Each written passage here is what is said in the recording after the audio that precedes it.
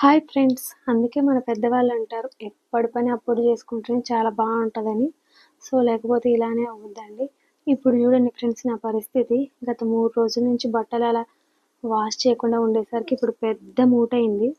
ఇవాళ చివరి కార్తీక సోమవారం అయినా ఇంక పూజ చేయాలంటే ఈ బట్టలను చూసి నాకు భయమేసిందనమాట. అందుకే మా బావని దీపం పెట్టమంటే దీపం పెట్టేశాడు. నేను ఈ మూటెడు బట్టలనైతే 3 దఫాలుగా ఉతికానండి.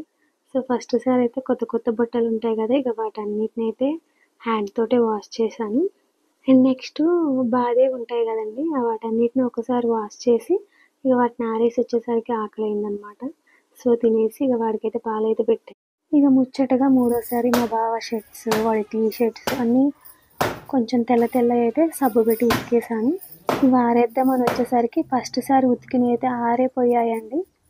మా అత్తమ్మ వారంకు ముందు డాబా మీద మన కట్టాం కదండి పొరకలు, అవన్నీ ఆరేసిందనమాట. అవి రోజు కుచ్చుకుంటూనే ఉన్నాయి కాళ్ళకి.